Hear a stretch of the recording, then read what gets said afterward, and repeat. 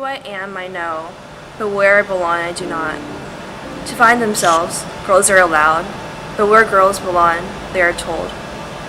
3 years old. Girls can't go walking around alone. You'll understand when you're older. To belong, we're told to watch out for hidden villains, told that we are at the mercy of others, told that our freedom is conditional.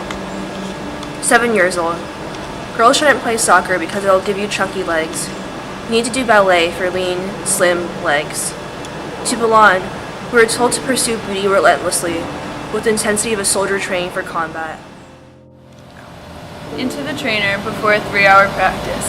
Then later I go to lift. A regular day for any collegiate athlete, yet somehow it goes unnoticed. Why? Because I do not play football. I do not play basketball or men's lacrosse. No. I play field hockey, a women's sport. So while I'm at practice, I'm conscious of how my hair looks. While I'm at lift, I'm worried about how broad my shoulders are broadening. You don't look like a goalie, they tell me. Thank you, I reply, because it's understood that that's a compliment. Goalies are fat, slow, and out of shape. But I'm a goalie, and I'm small. I would say that I identify with the African American culture, and I think to be a woman in that culture means just simply being strong and dealing with a lot of things that society often throws on us, which offers a lot of barriers, but I think at the end of the day we are able to stand tall and really just push back on those things and be resilient. The tired scent of masala and mint lingers through our dining room, beaten and kneaded into the naan and chickpeas by the domesticated hands of a bread-winning woman. A pretty Indian woman should be quite white and quite quiet, hiding her color and her volume with tubes of fair and lovely creams.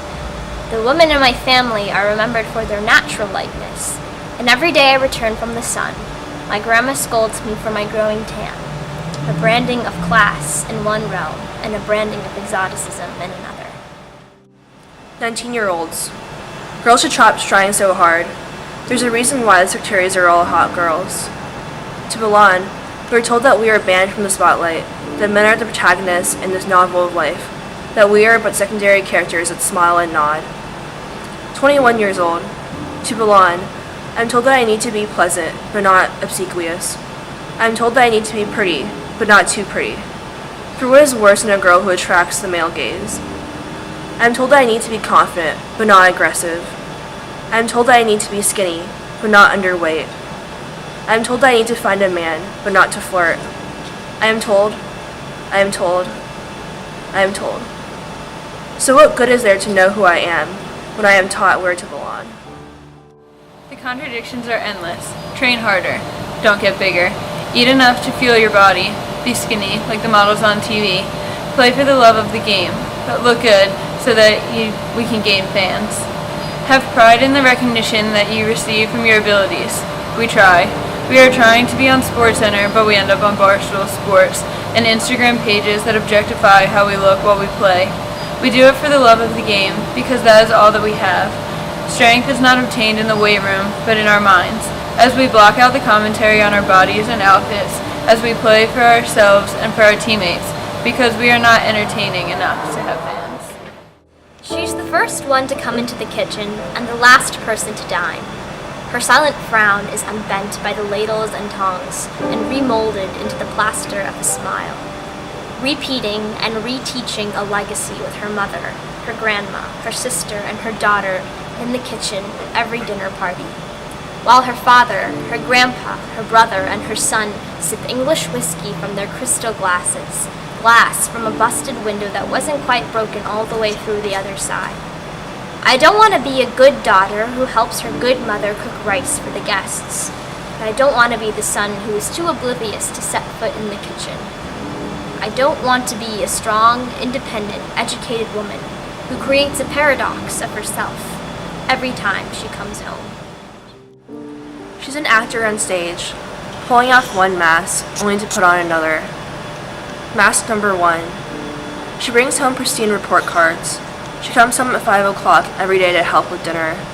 She is slender, delicate build, milky white skin, and large almond-shaped eyes. She never falters, never fails. She is perfect. Yeah. Bueno, in English, right? Yes. Okay.